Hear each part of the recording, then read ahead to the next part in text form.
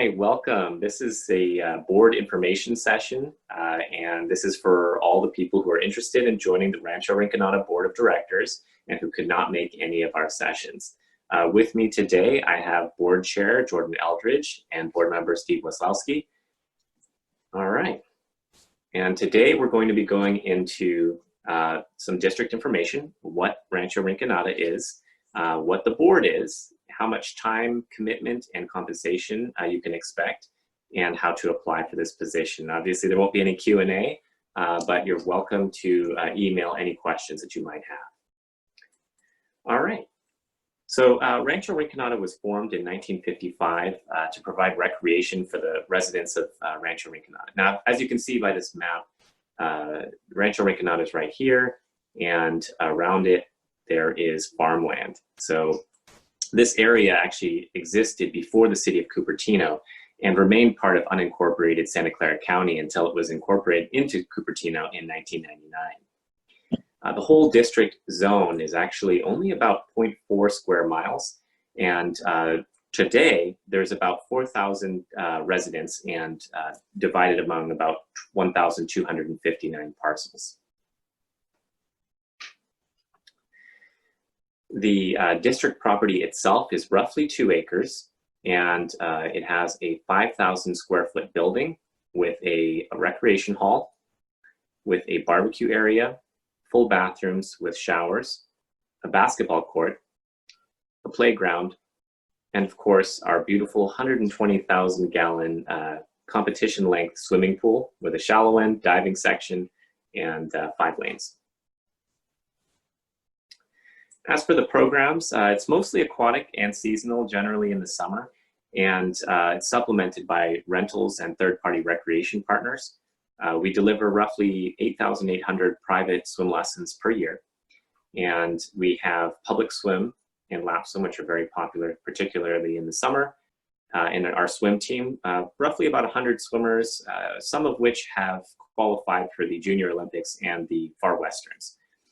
We also have our swim camp, which is in its 3rd year this year. We have our rentals for the barbecue area, the rec hall, and the pool. And our recreation partners provide different sorts of programs that we wouldn't normally be able to provide, like yoga, scuba, certain music, art, or martial arts in some cases have been done in the past. As far as funding, about half of the revenue comes from property tax. So a little tiny portion of property taxes that you already pay goes to Rancho Rinconada, and the rest comes from program revenue. The majority of it is from private swim lessons, and that revenue is used mostly to subsidize swim lessons. Public swim. Other than that, you can see where the rest of the revenue is coming from here. All right. As for staffing, in normal years, we have at our peak about 80 part-time seasonal staff members, and we have 3 full-time salaried staff members. And what they do, on one of them, is support the part-timers, support the board, and perform all the administrative functions for the district. Of course, with COVID-19, the team is very small this year. And with that, I'm going to hand it over to Board Chair Jordan Eldridge to talk a little bit more about the board. Well, thank you so much, Kevin and Steve, for being here to help us along with this. The Board of Directors of the Rancho Rinconada Recreation and Park District is a 5-member board elected by Rancho Rinconada residents, and they are tasked with making important decisions on behalf of residents, which includes board policies, any administrative direction given to our general manager, strategic plan, and dealing with the finances. We are tasked with making sure that Rancho Rinconada is ran well, and is continuing to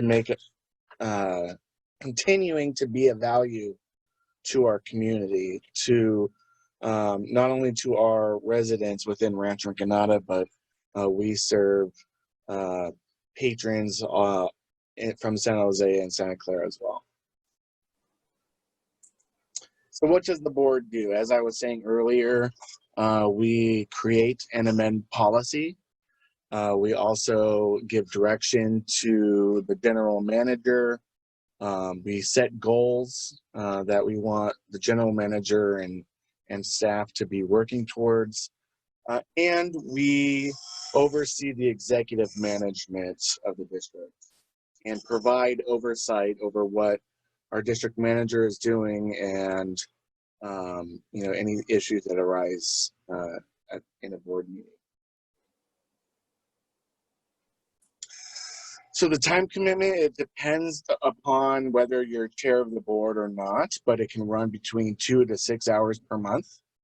And basically, you will be spending time preparing for our meetings.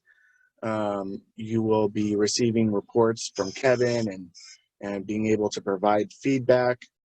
And we make difficult decisions. Oftentimes, there will be a controversial issue or something, and we will have to talk it out and figure out how to move forward. So especially during this time right now in terms of COVID-19, I've been working with Kevin, and so has other board members, been working with Kevin to just kind of keep getting an update on COVID-19 limitations and any potential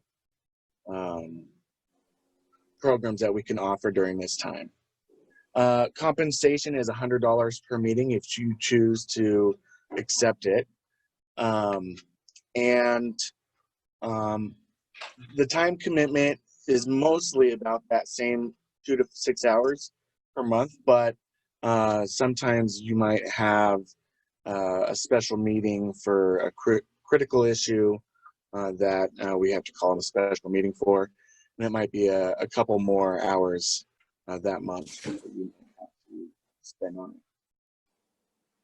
Excellent. Thank you. All right. Yeah, so how do you apply? So in order to declare your candidacy for the Rancho Rinconada Recreation and Park District Board, you have to go to the Santa Clara County Registrar of Voters office, and that's at 1555 Burger Drive, Building 2.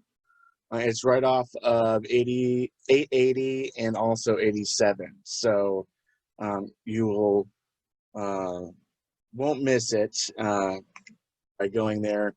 The deadline is Friday. Next Friday, August 6th, is the deadline to apply for the seat. There is no cost to run. There is a cost for a candidate statement if you so choose, but it's such a small district that probably not worth it. It's easy to talk to the voters in our district since it's pretty small.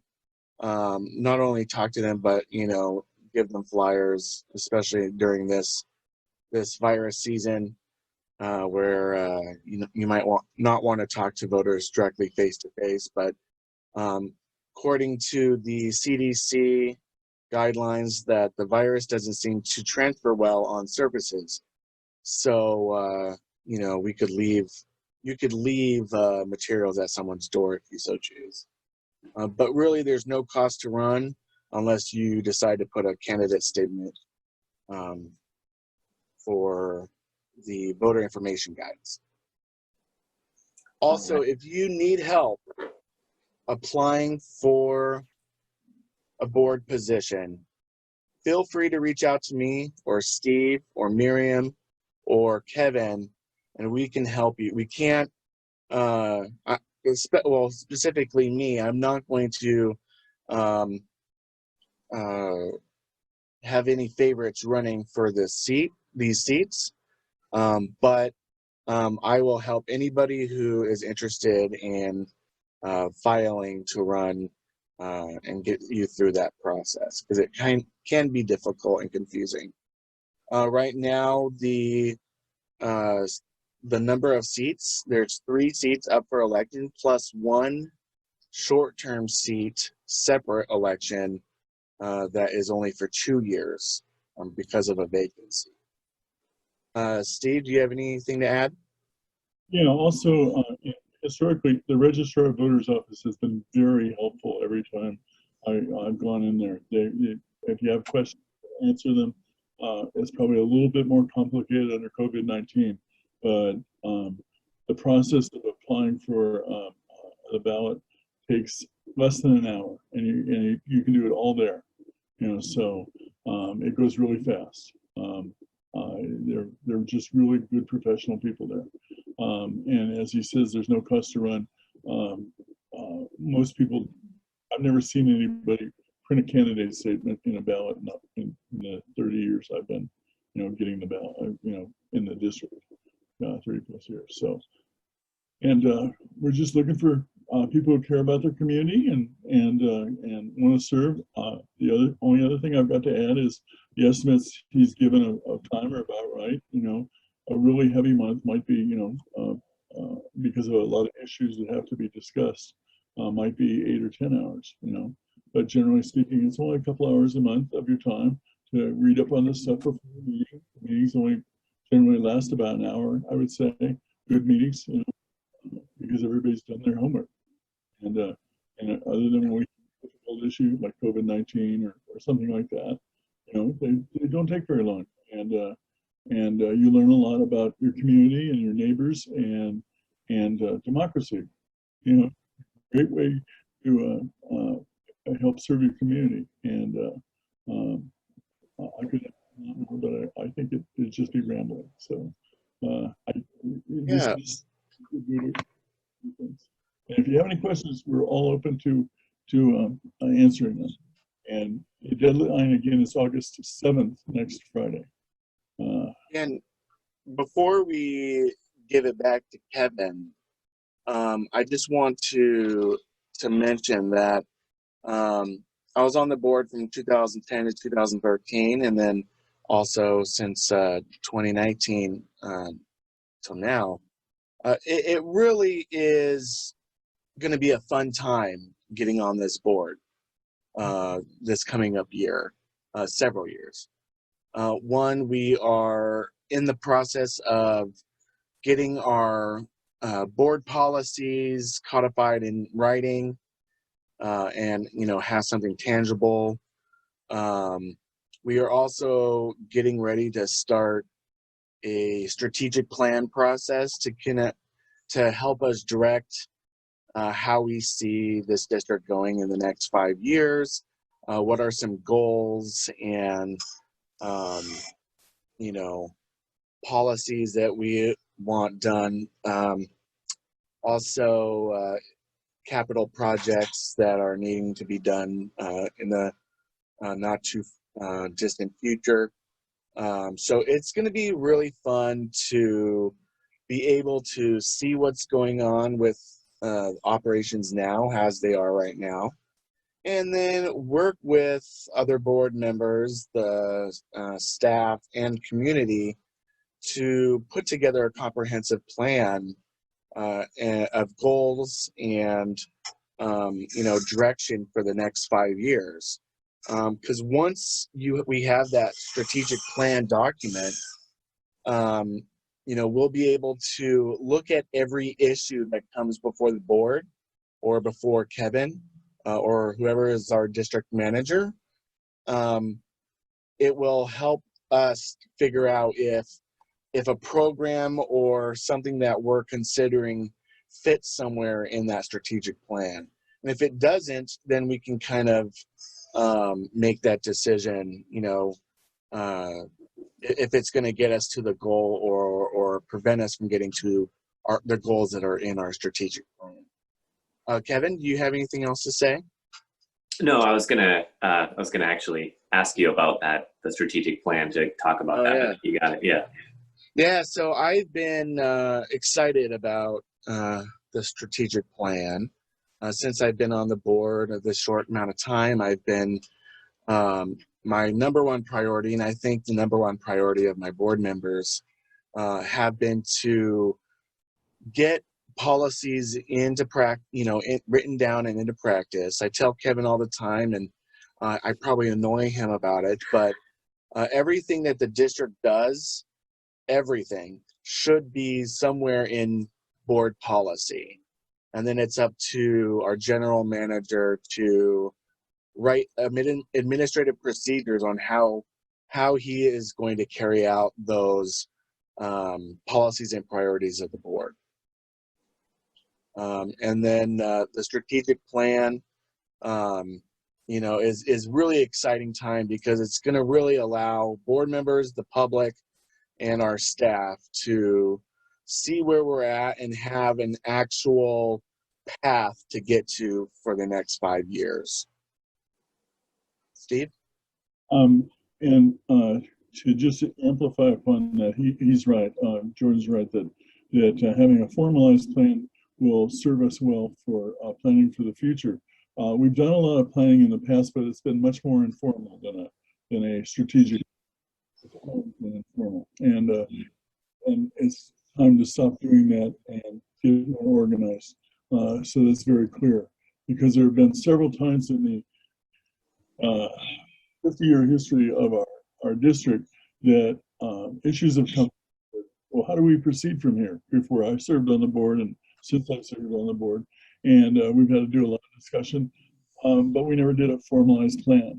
And so a 5-year plan is a good thing to look at, like he says, to figure out, well, you always have conflicting needs for a scarce resource, and parks are a scarce resource. Is this a more formalized way of looking at, all right, we get the feedback from board members and from the community and merge them together using a professional into a strategic plan, and says, hey, can we use the park to do that? We say, well, is that in our plan? And why did we consider it? And you probably find out that we did consider it during this planning process, and said something else is a priority now. Not that it can't be changed. So he's right. This is a very time to serve on the board because of the strategic plan. We're going through a very formal process, which will help us in the next 5 years and beyond, and just to make sure things continue to run as smoothly as they have, or even more smoothly. So it's a good thing.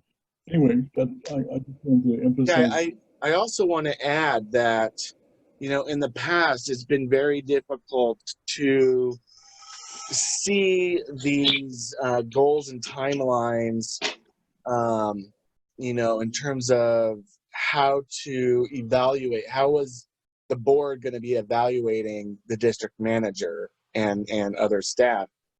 Having the strategic plan, there are clear set priorities that the board is wanting to move forward with input from staff and the community. But really, it is a tool for our district manager to look at this plan and say, okay, so we need to get to these goals by the required timeline set forth in the strategic plan. And every year when we're doing the evaluation of our district manager, we can use a strategic plan as a blueprint on, how the different ways of how we can evaluate how the district manager is doing, but also just where the district is at accomplishing those goals. And so it's a great tool for the board to use this strategic plan to create some accountability, not only for the board, or not only for the staff, but also for the board too. Because if the board, gets this strategic plan in place, the board should be thinking of programs and, things that come up in the next several years. We should be looking at the strategic plan to help guide us on our decision-making process. It will help us say, well, you know, that is an interesting program, but it's really not within our strategic plan right now. So let's think about it. But it will kind of keep the board and staff focused on improving the district in certain ways for the next several years. So it's going to be a fun process.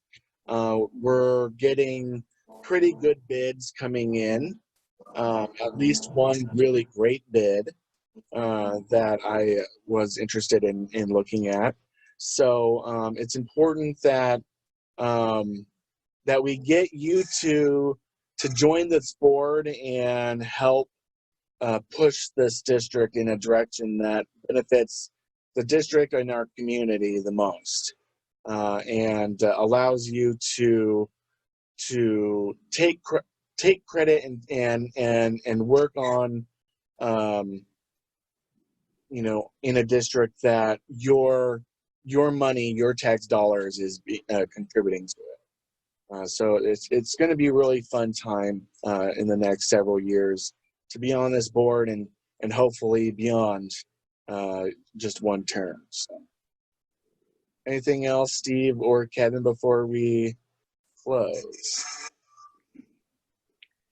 No, that's it. That sounds really great. Thank you so much. That was a really great summary of the work and how exciting this time is. So any of you at home, if you're interested, please apply. Don't wait till the last minute.